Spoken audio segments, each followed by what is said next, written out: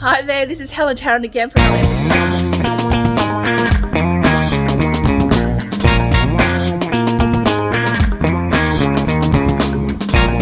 Here with our whole team.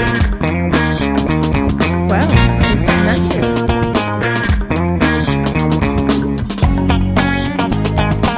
Welcome to another episode of Commercial Property Roadshow. You're here today with Helen Tarrant. I'm going to talk about make good clause in your lease.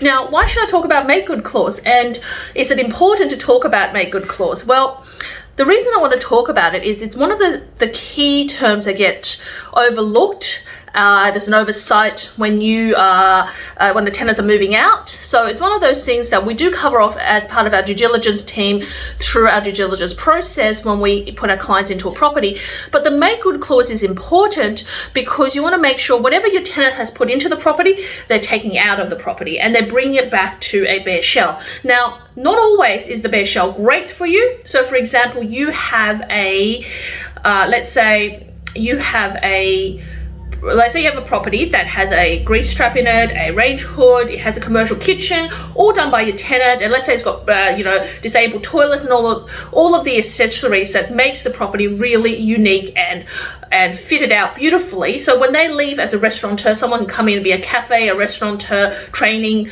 school, any of those things. Let's say that in that case, you actually don't want your tenant to rip out the fit out. So where does the make good comes in, and when do you want your tenant to leave the fit out? When do you want them to take it out? So this is what this video is about. So let's start from the beginning. What exactly is a make good clause?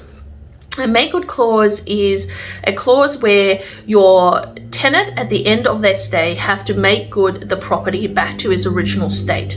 Now, of course, there's always wear and tear. That means that if the property was a warehouse, that you may find there may be some cracks in the concrete, and I'm not talking about significant cracking and breaking of the concrete. I'm talking about, there might be some hairline cracks in the concrete, obviously wear and tear on, some of the bathroom or the kitchenette facilities, probably maybe some wear and tear on the stairs, banisters and mezzanine floors. If you're an office space, obviously maybe blinds, sometimes even your window sills, depending how long your tenant's been there.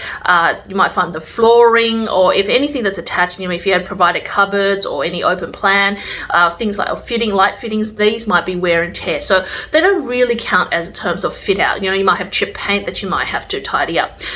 If you have a retail shop, it may be that it came in as a bare shell, or it came in as a warm shell where there was aircon, there was some basics amenities, and then your tenant fitted it out. So when do you ask your tenant to actually make good that premise, and when is that a detriment to you, and when is that and basically it's your right to ask them to rip it out?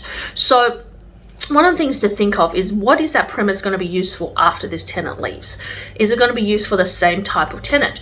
Because it's one of those things that you're damned if you do and damned if you don't. So if you ask your existing tenant to rip out all of the fit out, and they're predominantly in a restaurant precinct or a cafe or takeaway precinct, so meaning that next door is a restaurant, further down the road and that whole strip of restaurants, now you don't want your tenant to be ripping that fit out, because that fit out could literally save the next tenant coming in hundreds of thousands of dollars. A good commercial kitchen starts around 150,000.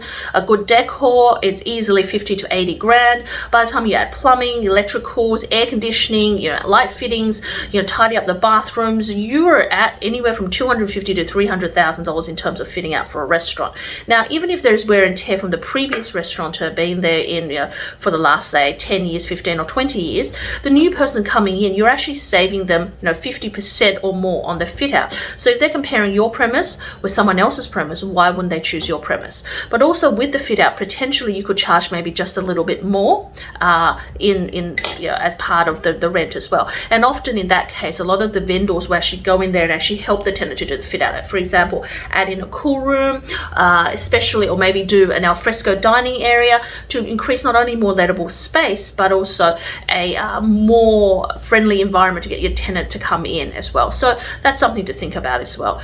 So once your tenant leaves and the fit out is there, that fit out technically belongs to you. So if you are going to lend it out to or rent it out to another like tenant, then you want to be able to work out with them who's going to maintain it, who does the fit out actually belongs to, and what happens when it gets broken. And when they leave, do they then have to strip everything out, or do they just leave everything as is? Because one of the big things is that often your tenants leave things behind thinking that they don't need to make good. But often the case is you want them to make good, and it is within your right to determine and insist that they make good on the premise. So it's important, if you're going into a premise, to know what belongs to who belongs to what, and who has serviced what, and who takes care of what. So that's number one. Number two is that you need to look at whether the property has been fitted out, firstly to the standard that you want, or the standard that's going to be able to make that property more lettable in the future. And thirdly, is the addition to the property, whether it's a mezzanine floor, a partition, or a kitchen, or any kind of a fresco dining area, any of those things, whether it adds ultimately more value to your property than not. If it doesn't add more value and it's dilapidated or it's in non-good condition, then ask your tenant to strip it out. If it's in good quality, good standards, or that you could potentially add a little bit more money and bring it up the standards, then it's going to add more value to your property. Then you wanted them to leave it there. It's all part of negotiations as well, so you got to make sure that you take that into account. Also make sure when you do leave, and if you haven't seen the property before, or you haven't seen the property for quite a few years, make sure that your property manager goes in and takes really good photos of the property when it is actually the tenant has left, to see if you're satisfied, because you might have to return them a bond or bank guarantee. So make sure that they're absolutely satisfied, so in the quality of how the premise is being left, and that you're absolutely satisfied that you didn't want them to strip out anything further. So, and that includes anything to do with signage, anything at the back, any of their company colors. So for example, you want the building to be black and they've painted everything green, well, you want them to bring it back to that black color or the white color, whatever that neutral color is. So that's where it is. The other thing is, if you do want to go and site the premise, this is probably the best time to go and site it, is that the tenant has left and you want to go in there and site it to see if it's left to a standard, so you know for a certainty who is going to be the future incoming tenant and what is of value to that property. And also that's a good time for you to go in there and assess if you need to add more value to that property. So for example, if the tenant has left a mezzanine floor, maybe that mezzanine floor isn't compliant, so maybe you need to then go through the works of getting that property that part of the property compliant.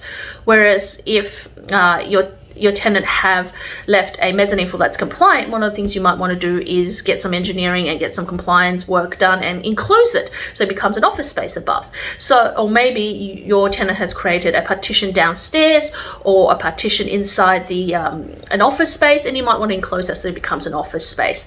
Your tenant may have created a disability toilet, or they may have installed a toilet into your premise in a retail shop that wasn't previously there, and you may want to then turn that into a disability toilet for future tenants as well. So that's a good time to actually spend a little bit of money and bring the property up to the next level, so you can make it ready for the next tenant and make it more tenable for the next tenant as well.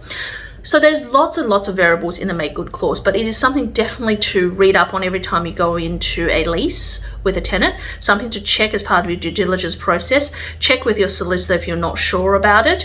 Always check when your tenant's about to vacate. Make sure there is proper inspection, and make sure that if you need to site the property, go and site it then, in case you want to do any additional works once the tenant has vacated and before your next tenant comes in, because it's always hard to upgrade a premise when you have a tenant in there. But because there's so many variables and there's so many different types of properties, what you should add, what you shouldn't add can be confusing. So if you need a guiding hand, someone to mentor you through the process, do reach out to me at helentarrant.com or helen@commercialpropertycashflow.com.au, and I'll be more than happy to jump on a strategy call with you or troubleshoot for you on any of the issues you have against or around a commercial property.